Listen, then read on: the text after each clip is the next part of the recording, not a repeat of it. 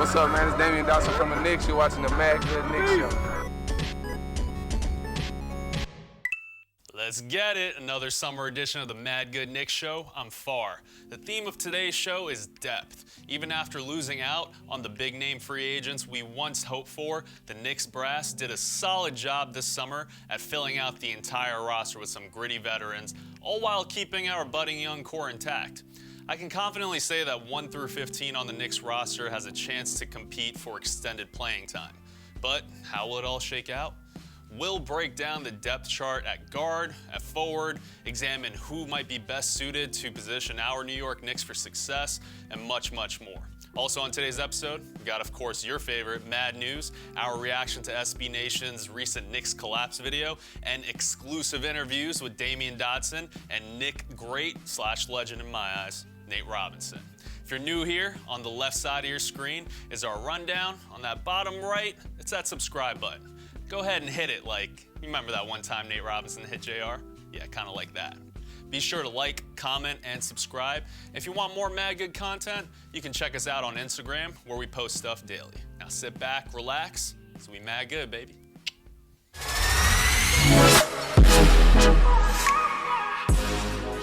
What's going on, everyone? Welcome to another segment of the MadGood Knicks show. Far here, Pete there, TK there. So as you guys know, the topic of this discussion, this show rather, is depth. This discussion in particular, let's talk about the guards. We got a lot of point guards. We got a lot of shooting guards. We got a lot. I'm sorry, I can't hear you way down there. Boo. All right, where were we? Dennis Smith Jr., that's where I want to start this conversation. Will he step up? Obviously, there's a lot of talk about him being the starting point guard for the New York Knicks. We've seen some practice videos, and the guy looks all right. What do you guys expect from Dennis Smith Jr.? Pete, I'll start with you. All right. The question is, will he step up? I think he definitely will step up. I think he seems very excited to actually be in New York. Of all the players that we have on the roster, he, to me, seems like one of the most excited to be playing in New York. I think he told you that? I got the Carfax. I think ultimately I think he'll put in the effort, but whether or not he actually steps up result-wise, to me, depends on two things. One is, can he make a concerted effort to improve his shooting percentages, which ever since he's come into New York have been atrocious. We're talking 41%, 29 from three, and 57% from the free throw line. That kills Dennis, the menace, you're a guard. This is unacceptable. 57. The other side of it that I think informs whether or not he's able to improve his shooting percentage is, I think a lot of it comes down to his mental makeup. I know he's very young, and right now he seems to have like that sort of jokester personality. You know, I think he's kind of like the baby of the team. And I think when he gets over that hump and kind of takes it more seriously and realizes like, oh, I'm not just someone that was drafted by the Knicks, or I'm not just someone that was picked up by the Knicks. I'm actually have a responsibility here to be a decent point guard and actually make a play. So to me, it ultimately comes down to his mental makeup. Can he physically do it? Absolutely. He's got all the talent in the world. But does he have the mental makeup to sort of overcome his current status? Like that is to be seen. So I think those are his challenges. First off, cut the phone. All right, we're trying to have a conversation here. Tell whoever that is they're going to have to hold on. It's not even my phone. It's a or do a T doesn't get an iWatch. There you go. I keep reading my notes off here. Yo, so Dennis Smith Jr. Why TK not need to know the time all the time? I keep constantly reading my notes. So DSJ, I agree, man. I have to agree with you guys that I think physically and mentally, I think he'll make a concerted effort to be better this year. We did hear from Chris Paul. Chris Paul did say that the sky's the limit for DSJ. And I don't think there's anything there that we doubt. I think we all know sky's the limit for DSJ. He's probably one of the most talented athletically guys. Almost literally the sky's in limit. the NBA. So right now there's no limitations for him, right? He has the key to the Knicks. He should progress in theory, like those numbers that you mentioned, 21% from three and 57% from free throw, 29. Those have to go up for me. No question there. And I think he will because there's better players around him. He has more talent on this team than he did previously with the Mavericks as well as with the Knicks last season. So, yeah, I think he will step up. But to step up to say he'll step up to whose expectations here? Now, will he be an all-star point guard? I don't know. Will he improve upon his numbers from last year? I think so. So the All-Star argument's kind of interesting because I was looking at a couple numbers from D'Angelo Russell. Yeah. And I mean, the shooting percentage is a little bit lower than what D'Lo had, but it's not out of the realm of possibility as a Knicks fan to think that this guy is capable of potentially. Anyway, that's I digress. I don't even bother arguing that one. All right? Don't even bother because that was a moot point that I was trying to make. All right. Anyway, I think the bigger question here is obviously who is his biggest competition to start at point guard? On the All-Star team? The kid could penetrate. No one. The kid could penetrate, and when you have someone like Mitchell Robinson at center, that's Lob City all day. When you have someone like Julius Randle to kick it out to potentially from the outside, that's fantastic. When you have Knox and RJ potentially surrounding that, it's even more ways to spread the floor. So I think he's gonna be better for those reasons. Yeah. Will he start over Elfrid Payton? That's the big question. Couple things that I just want to throw out here. So free throws, he has to improve on that. Yes. To your point, Elfrid Payton shot 74% to Dennis Smith Jr.'s 57%. which ain't great either, but like DSJ has to improve. Well, these are the two facets that he has to improve on his game because if there's no justifying it if homeboy's losing games on free throws when you have Elfrid Payton on the bench. Right? Real quick though, distribution. Dennis Smith Jr. can still distribute the ball. Can he be the floor general though? Not like Elfrid Payton, 7.6 assists per game. Those are the two facets that I need to see from Dennis Smith Jr. to justify him starting. You know, you bring up two great points. I know. Free throw shooting, playmaking. All-star game. Far was reading my notes off my Apple Watch earlier before we started. But as far as playmaking goes, I don't think there's any comparison. No matter how much DSJ will step up this season, I know for a fact he won't be a better playmaker than Elfrid Payton. But you have to be born a playmaker. You don't just develop into one. Elfrid Payton is a flat-out playmaker. Much better playmaker than he is scorer, and that's what Dennis Smith Jr. has to his advantage. He can also put up 30 points if he wanted to. You know what I mean? Yeah. Scoring's huge. Well, when we were doing our starting lineups last episode, I think the biggest challenge for me was in the point guard position. Yeah. Because I've always said on this show, like, we need a playmaking guard, not like a pass-first point guard.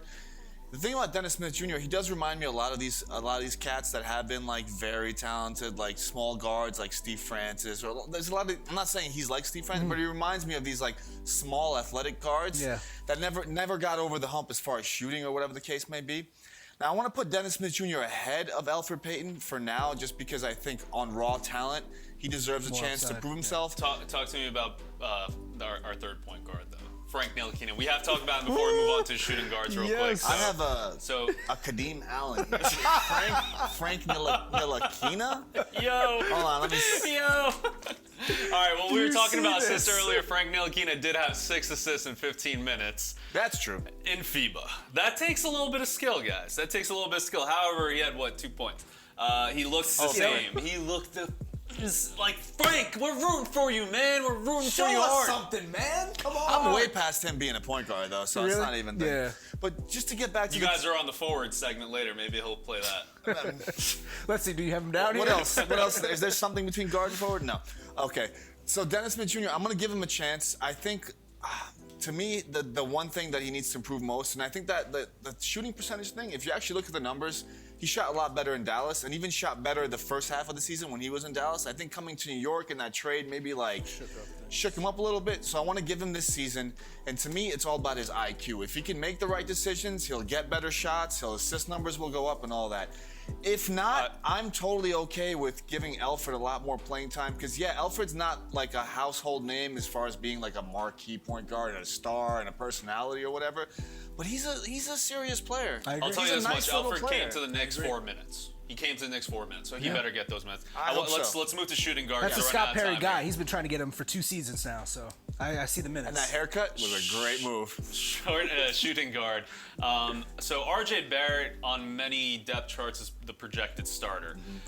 The Reggie Bullock signing, I don't get that, so we're just gonna skip over that. Wayne Ellington is projected right behind him, Damyean Dotson, but then you also got a guy like Alonzo Trier, who I think personally will be between 1, 2, and 3. I think he can comfortably play a lot of those positions. So, T, I'll start with you, man. Talk to me about the shooting guards. Who was the last guy you mentioned for shooting guards? Alonzo Trier. Alonzo Trier. Okay, so let me put it this way: as far as pros and cons of RJ Barrett starting at shooting guard, I can name a handful of pros, right? As far as cons go, I don't see any. You mentioned Reggie Bullock, who's probably going to play 10 games. I don't think he's playing this season. I don't understand that signing whatsoever. Damyean Dotson. Guy can shoot. Don't hate on him. He's averages like as much as some of these He's other not guys. healthy. He's hurt. But you should tune into the MAGA Knicks. He's not healthy though, so it doesn't matter what he could do when he's healthy. Yeah, He's not. But, I mean, like, we're just talking here. Right. He's not going to play at all. So we have Reggie Bullock, who's not going to play at all. Damyean Dotson, who we just recently spoke to, is still rehabbing from a shoulder injury, so we don't know where he's going to be. And Alonzo Trier, I think everybody and their mother, including, thinks that he should be coming off the bench. He's a dynamic sixth man.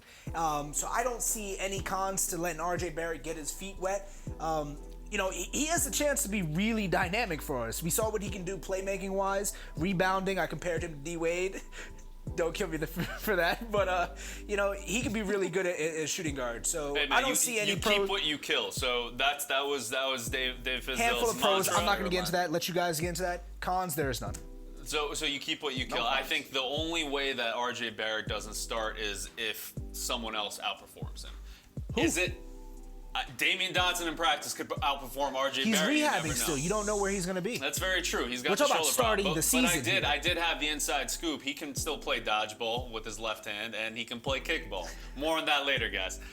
Wayne Ellington, though, that's also an interesting option. I know he's older. He's going to be a solidified veteran on the team, but I'm sorry. I'm going to have to call your bluff on this one. I believe we had a discussion about 10 minutes ago off air, and you did not believe Wayne Ellington was going to get a lot of burn, my friend. I didn't. You're right. So how could he start over Damyean Dotson? Right. So how could he start over RJ? If Dotson's completely out and Wayne Ellington is in practice performing, and he's better than RJ Barrett, you got to start him. Listen, if Wayne Ellington's better than RJ Barrett in practice, Mayday. We have problems. It's going to take RJ a couple games. Who knows? A couple weeks. Games of practice. I mean, come on. So I was thinking of this depth chart, like not considering injuries. If you take into account injuries, it answers itself. It's no fun. Like, to me, RJ Barrett has to start. Yeah. What's the pro? He's a top 3 pick and he should be starting. But also, I think we need to give him a chance to grow and learn and get in the game and get comfortable right away. And I don't think anyone in that shooting guard position, Trier, Bullock, Dotson, Ellington, is better than him now, on paper. The cons, tons of fucking shooting guards. There's almost too many. Like, how do you balance these minutes? Will resentment grow? I know Alonzo Trier, he's got a chip on his shoulder. Will he just like move out of the way, let RJ Barrett take over? So to me, that's the only con that like other players might resent him. But the pro is, man, we got a top 3 pick. That's going to be our starting shooting guard. That already kind of showed out a little bit towards at least the last 3 games of the Summer League. So to me, he's our best shooting guard. This Alonzo Trier should be coming off the bench right after him, I think. And I know you guys are going to be like, ooh, what? I had Reggie Bullock at 3rd. Ooh, what? Ahead of Ellington. See, I called it. All right, so that's our conversation on the guards. Yeah. Good talk. I think what it's good talk. We should do this more often. So it looks like Dennis Smith Jr. and RJ Barrett is their jobs to lose. Yes, 100%. Yeah. And if it comes down to it in practice, I want to see the best players out there. I don't care if you're a rookie. I don't care if you're a top 3 pick. I don't care if you're Frank Ntilikina. We want to see the best players out there. So won't be out there. we're going to talk about forwards as well. So stay tuned for that. But before we get there, give me this camera right here. So we had the opportunity to attend Nate Robinson's fundraiser. It was an awesome event. We got a chance to speak to Nate. And we got a chance to sit down with, or stand up rather, with Damyean Dotson. So those interviews are coming up. Right after that, we're going to talk forwards. Stick around. See you there. Peace. Guys, guys? Far from the MadGood Knicks show here with Damyean Dotson, sharpshooter 3-and-D man himself. Damyean, you've been watching the Summer League. What are your thoughts so far, specifically around RJ Barrett, Iggy, some of the new guys? They're both aggressive, man. You know, RJ and Iggy is left-handed, so I think that makes them a little different. You know what I mean? We don't have any left-handed guys on our team. Now Julius, but before that we didn't have many left-handed guys, so the floor was more right-handed. So I think that balanced the floor out. We have two drivers on both sides, so I think if they keep working and keep listening to coach and just keep competing, it'll be a good season for them. How's your off-season been going, man? What can Knicks fans expect from you this upcoming season? Right now, man, I'm just rehabbing. I had a shoulder injury, but I'm on my way back. So right now, just conditioning for me and getting stronger and be able to shoot the ball again. So that's what's most important for me. Are you really focused on the three-point shot this year? Is there any facet of your game that you're really focused on? 3-point, of course. I gotta get my shooting numbers up higher than they were last year. I gotta make sure that I'm three-point shooter. You know what I mean? I gotta play that role. So gotta get my shooting percentage up most definitely and just keep working. Yeah, as Knicks fans, we really appreciate your defense and your heart out there on defense. We notice stuff like that. So it's awesome to see from you. You guys got a lot of gritty new players this season. What are your expectations for this year with the new cast of characters? I think I'll be ready for training camp. The first game, first practice. I'm just looking forward to guys coming out and competing and being solid to each other, respecting each other, respecting coaches, and trying to compete to win, man. That's the most important. Just compete and listen. Last question. Player outside of the Knicks, who do you most look forward to going up against around the NBA? You can name a couple too. Yeah, I would say it's not even a competitive thing, but I think it's one of my close friends, Wesley Iwundu, Orlando Magic. I like playing him, and I also like playing LeBron. You know, everybody. But Wesley Iwundu, because we both from Houston, so we talk trash to each other the whole time. Him and Jonathan Simmons. Dope. What's up, man? It's Damyean Dotson from the Knicks. You're watching the MadGood Knicks show. Welcome to the MadGood Knicks show. You just finished up the charity event. How'd that feel? Awesome, man. Always doing it for the kids. It's always a blessing, man. God put me in a position to be an inspiration, man. I'm just trying to do that. Follow through with that. All right, man. Let's talk about Knicks real quick. So you recently were quoted for saying, New York is your favorite place. You definitely love playing here. What made New York so great, man? I mean, the city itself, everybody know. I mean, it's the mecca of basketball, right? When I was a kid growing up in Seattle, everything was New York City basketball. And one mixtape, that's the first mixtape thing I first saw. Watching Skip to My Lou and all the guys in the Rucker, like, that's what it was, you know what I'm saying? So being a part of the New York Knicks and history, it was just a blessing, it was fun. I had a great opportunity, a great time in New York, and like, why would you not want to play for the Knicks? I just don't get it. I don't get it. Yeah, I just don't get it. Either. When you find out, you let me know. It's cool, man. Like, I think this year with the team that they have a real team. You know what I'm saying? It's not about the names. It's about creating a name. It's about building. And I think they have, the right guys to do that. And if they let Alonzo Trier, get busy a little bit. You got Dotson that was here that can shoot. You got some pieces that you can put together and you can create a team. You can create your own super team. You don't kind of need big names sometimes. Yo, personally speaking, seeing you and David Lee and Crawford and Fry, like, that was one of my favorite teams from the 2000s, so I appreciate everything you guys did for us. In terms of where you see the Knicks progressing, the Knicks growing, do you think that they're positioned now, they're primed now to attract some of those big name free agents in the coming years? I mean, I for sure this year is definitely be I would say a stepping stone towards that, towards the future. This will be a good year for them to really try to find that team chemistry, build it early, even if they don't get the wins that they want. And they just got to go out and grind and get it, you know what I'm saying? And that's what the fans want. They want the team that's going to go out and grind to get wins, not, wins that are handed to you. You got advice for the new guys who are coming into New York and playing now? What would you tell them about playing in New York? Just play with your heart and your soul, man. The fans will, they'll know if it's fake or if it's real. The New York fans will let you know for sure. So they're not going to sugarcoat shit. They're going to play hard. They go out there and play hard. The fans will give them everything they need. We recognize real. Yeah, facts. You're doing your thing in the Big Three. How many points do you think you can score right now in the NBA? Right now, if I can play in the NBA in the average, and it depends on how many minutes, but I can definitely give him 15. Yo, give this man a contract. Give this man a contract, Nate. Thank you, man. Absolute pleasure, my guy. Thank you, man. All right, guys. Guys, welcome back. I'm sure you just saw the segment that they had on the guards. We have returning TK. He just loves to stay talking. He loves to stay in these segments. So guess what? Wait, where's he returning from? Out of retirement? That man brought him out of retirement. I know, we had to bring him back. Guards, but now we're going to actually be discussing. Guys, relax, because we're going to be discussing the forwards. Now you can talk. Well, let's go forward. Oh. How come you didn't bring in Steph? He's you didn't bring me in. Not coming back? Guys, everybody knows who you are. Yeah, but why didn't you bring me back out of retirement and you didn't bring him? Well, you're the only face that's so familiar here. Oh, gotcha. You're new. All right, we're new I got a here to the lifelong round contract. table. You got Steph over there, you got TK in the middle, and you got Jay bringing it all into you guys. Now, we need to go ahead. First and last time, apparently lead the team. So, we're discussing here What are we forwards, and of course, we want to look at Knox versus Morris. Ooh. That is the first look around here that we are doing. Let's start with Steph over there, Mr. Talkative himself. I'm talkative, really. I guess I am. Now, according to Jay, you're out of retirement. I'm talkative. Tune into the MadGood Knicks show. Maybe you get to meet TK. Where news happens. Where news happens. All right, so Knox versus Morris. As I mentioned last episode, there's two ways I can go down this road. One is the emotional route, and one is what I think is going to happen during the season. During the season, I think Morris is going to start. What I would like to happen is for Knox to start just because he's 10 years younger. He's 10 years younger. If you look at their stats, they're pretty much dead even. So Morris is 29 years old, Knox is 19 years old. They're pretty much scoring the same amount of points per game. I think Morris is scoring one more point per game, 14 points. Their field goal percentage is pretty much the same.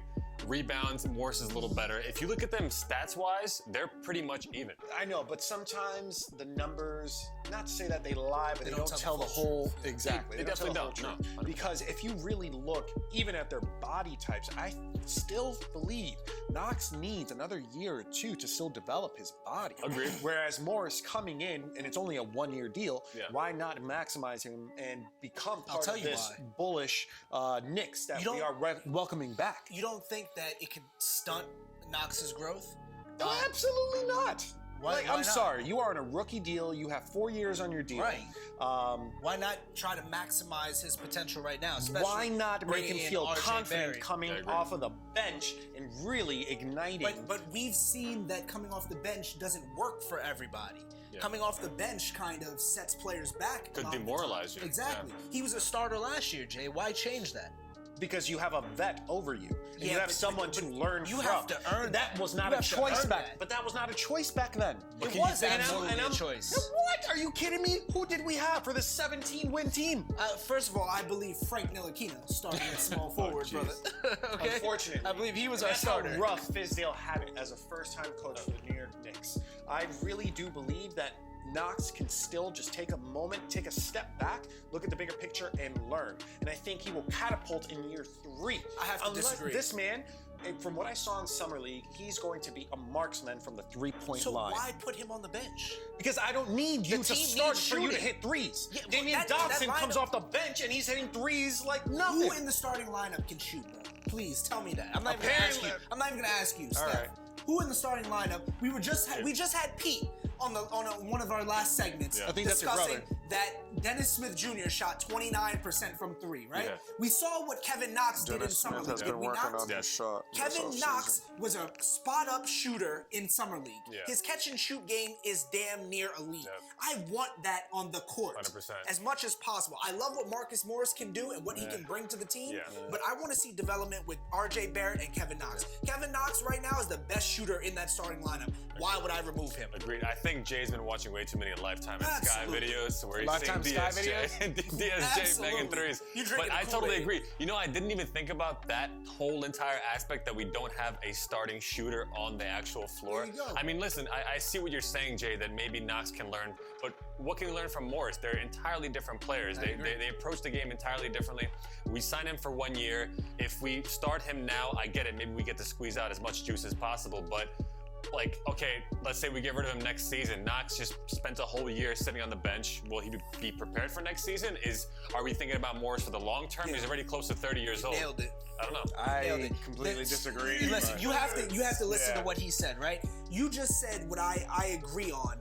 The fact that we have more to lose with Kevin you guys Knox are coming talking off about the it, bench, I right? agree. But you're not even Absolutely. talking in terms of talent. You're talking from a mental aspect. No, to we're the talking game. about in terms of You're like, oh, talent. he took a 1 year sitting on the bench. What's he gonna do next year, bro? He's gonna step up fully to play the game. But not just Knox, but RJ, the whole entire team. They're Right. going to be used to They Morris, have and to then get you're used going to to each bring other. in Knox. Yo, you're gonna start Marcus Morris, somebody who may not even be here next year, over the cost of the potential of Kevin Knox? No, that doesn't make any sense. I don't You think the wanna develop- potential necessarily goes anywhere for the fact that he will still be with the team. The But fact that on he's the just bench? coming. Trier comes off the bench, and if anything, Trier's the best shooter on the damn team, damn near. Trier's a come In off terms the of how bench player, streaky though. he is, this is the guy that was saying Best Trier shooter could on the put the team on his back. Best shooter on the team? Who is it? Really? Who is it? Is it Knox for you still? I think Knox is a better shooter than Trier. Yeah. I think Dotson's a better shooter than Trier. I think Wayne Ellington's a better shooter But than Trier's just I a think better. Reggie Bullock's a better But shooter he can than go Trier. on a better streak than almost anyone We're not else. talking about shooting. We're talking about better scoring streak. Okay. A shooter here, I still say you have to have some shooting in the lineup. I don't want RJ Barrett taking majority of my threes if Marcus Morris is out there. Marcus Morris can stretch the floor, but he's not a shooter like Kevin Knox. I don't want Julius Randle, who can shoot threes. I don't want him taking the bulk of threes. Right. I want Kevin Knox to be on the perimeter when DSJ is driving, when RJ Barrett is driving, when Julius Randle's driving. I want them to kick it out to Kevin Knox, bro. He's the best shooter that we have. They might clash down there if you're starting Morris and you have Mitch and then you have Julius Randle. That's a very similar trio down there. I don't know if they have the chemistry from the get to spread the floor down there. I mean, Jay, how are you thinking, let's say, half-court play? How do you envision the floor? What do you envision Morris and Julius Randle and Mitch doing I see together? to what Farr said off screen in terms of defense, in terms of being a better two-way player than what Knox can bring to the table currently. So I think Knox can be just more of that firepower when we do switch our players in and out.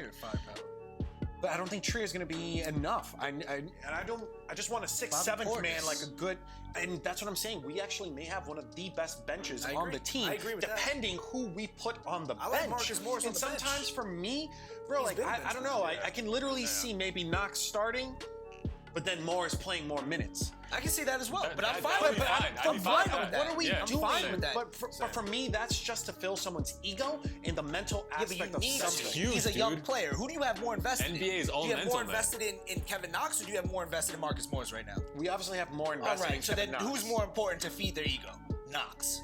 Come on, plain and simple, bro. I'm trying to do everything I can so that Kevin Knox doesn't end up like Frank Ntilikina. Frank was a mistake to begin Doesn't matter. Knox was not a mistake. we Knox ruined his we knew was a confidence. project. We when ruined you have his Calipari confidence. saying this man does not even grow facial hair yet, you knew this was a true project. And we know he's a scoring machine. Yeah, but just because you're a scorer doesn't also mean that you are a starter. Okay, so But I just don't think Knox will be as effective coming off the bench. Right. Again, their stats are pretty much even right now. Yeah, Morris is shooting at like 8% higher field goal percentage than Knox, but that's a 10-year difference. Dude is 19 versus 29. Like you said, Morris is used to coming off the bench. Yeah, I don't know if that hard of a hit for Knox right now. And you're saying, well, what does mentality have anything to do with it? I think it's like 90% of the NBA battle. No, I mean, it has a lot to do with it. My thing, what I'm trying to say is you worry about you. I don't need to feed your ego. You should be able to feed yourself. Oh, you know, that's not how that It's difficult. But listen, since we discussed Marcus Morris, and you would prefer him to come off the bench, Yeah. or you think he's going to start, but you would prefer him to come off the bench. Exactly. I would like to see him come off the bench. Jay would like to see him start, but for me, I have him more of a power forward than a backup three. So I would like to see him come off the bench to spell Julius Randle. So what do you guys think here is the depth chart for the 4 and 5? Currently power forwards and centers. What do you guys visualize? I don't know, man. At the 4, I actually see Julius Randle. I see Portis behind, and then I see Gibson behind there. At the 5, I see Mitch and then Bobby. Yeah. Interesting. I think the opposite, actually. I think Taj will be stepping in before Portis. Reason at the 4.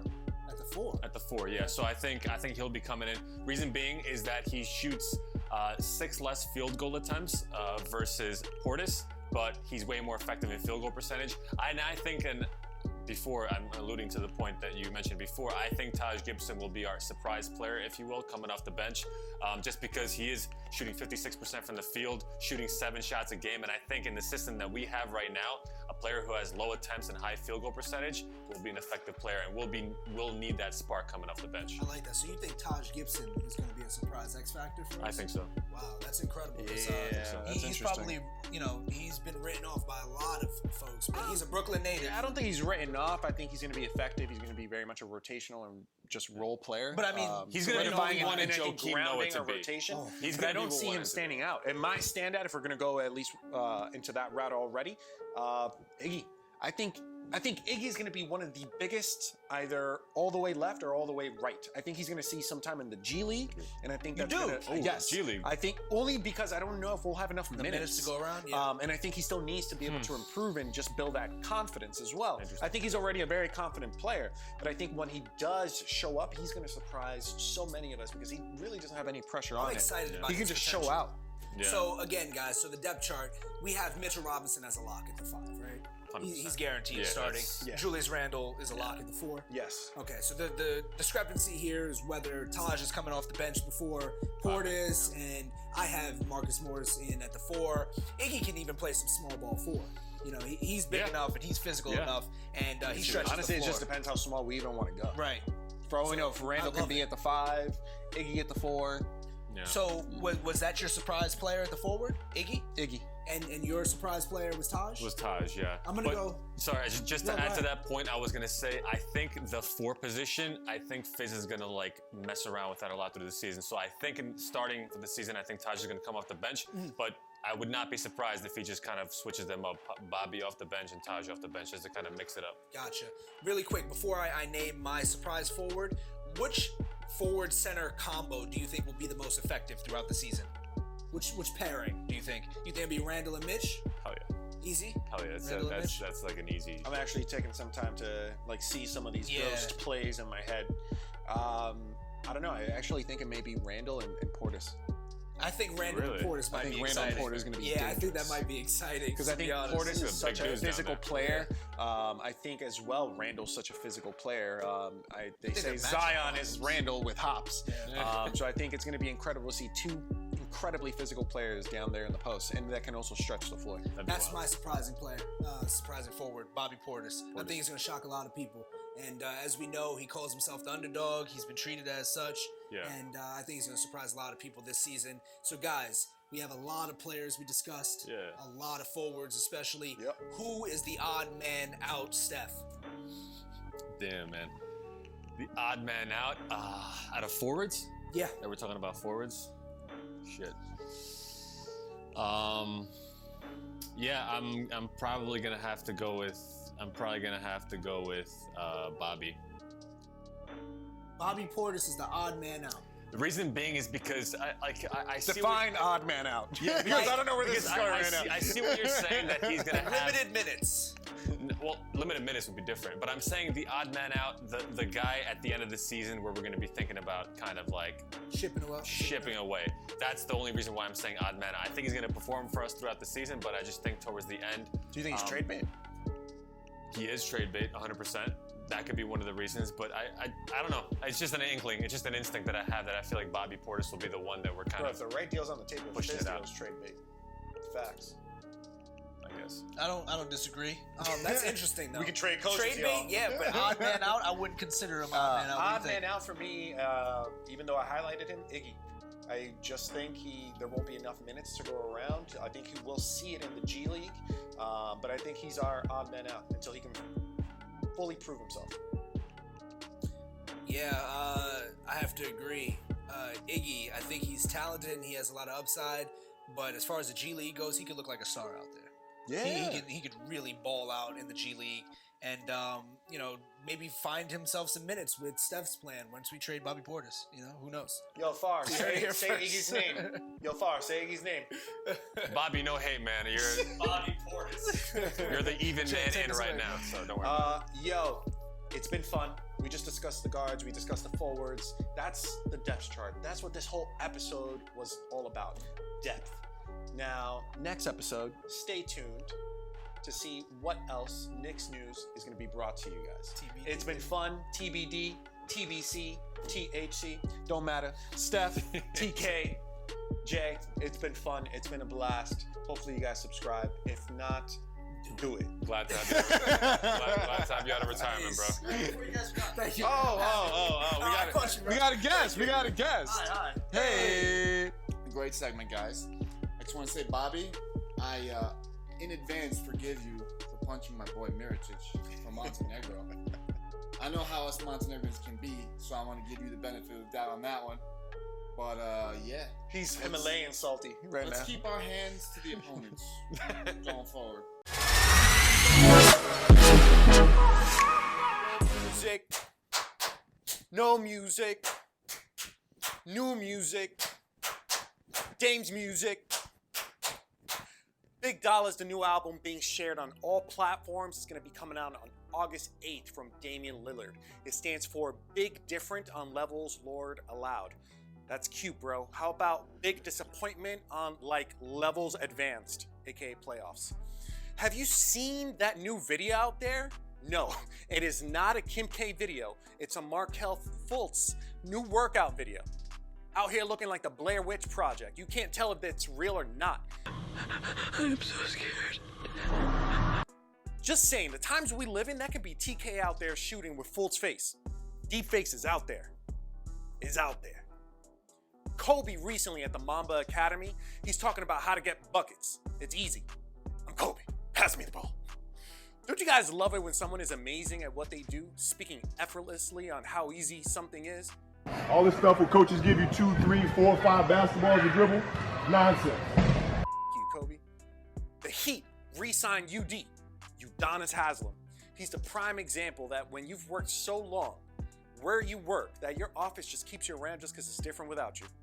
I mean, who's going to change the coffee cup filters every morning if Udonis isn't there? Who broke it? I'm not mad. I just want to know. Portland recently handed 100 M's to CJ McCollum. No jokes here. This man has elevated his game every step of the way, and we wish him the best. Seriously, no joke. Recently found out that Kawhi texted Nick Nurse, "I'm going home." As a way to signal he's heading back to LA. I don't know about you, but if I was Nick, I would have just been like, wrong text? Or maybe just go with it. Hey, Kawhi, I just finished my acai bowl. I'm on my way to Planet Fitness. What are you doing when you get home? Fortnite? Question mark. Knicks, where you at? Not at USA training camp. Not with Randall dropping out. I'm stuck since it would be awesome to see a Knick there, but I trust in Julius. This has been Mad News. Holla at ya, boy!